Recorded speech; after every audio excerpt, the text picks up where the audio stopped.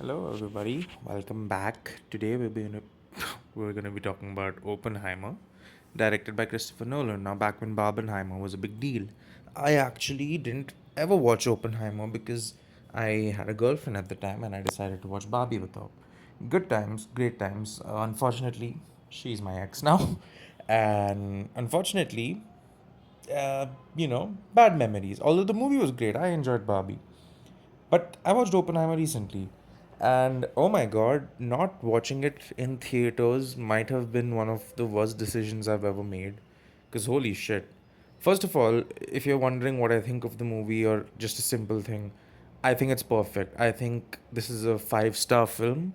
I think this is Christopher Nolan's best movie. Maybe not his best work in terms of concepts, but I think it's his best movie. I absolutely love this film. It's the best Robert Downey Jr. film I've seen because his role is phenomenal. It's not the best I've seen Killian Murphy act, but I will be lying if I didn't tell you some of his mannerisms are so in character. I was like, holy shit, he's doing such a good job. And this movie is just fantastic, man. First of all, has an intense cast like Casey Affleck, Robert Downey Jr., Emily Blunt, Florence Pugh, the list goes on. Rami Malek, like there's like a lot of Matt Damon. Like, dude, the list goes on and on. Like a long list of actors because I feel like everyone who got asked if they wanted to be part of this movie, they were like, "Oh shit, Christopher Nolan," and they just said yes.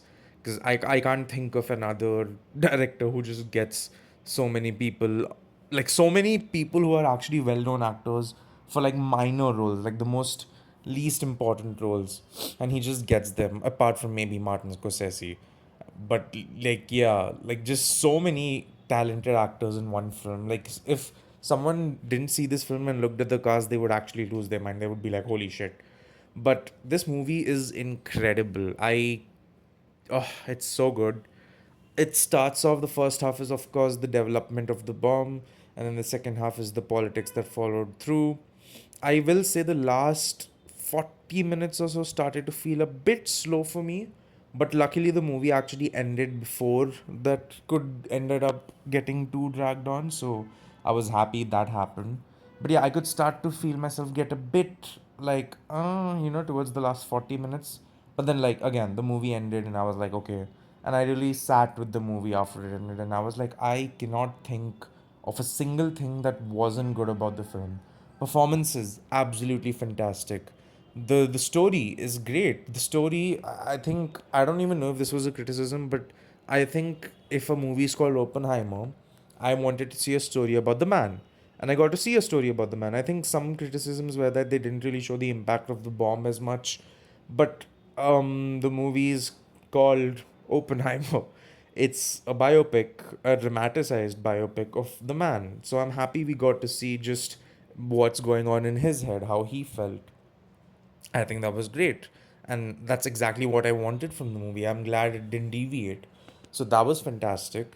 The music, oh my god. I know everyone talks about can you hear the music, but I would say quantum mechanics, or is it quantum physics? I think it's quantum mechanics is my favorite track from the soundtrack because that's just it's can you hear the music but actually just beautiful, and can you hear the music is fantastic as well. Ludwig, I don't know how to pronounce his last name. I'm sure it's Ludwig, or is it Ludwig? I think it's Ludwig.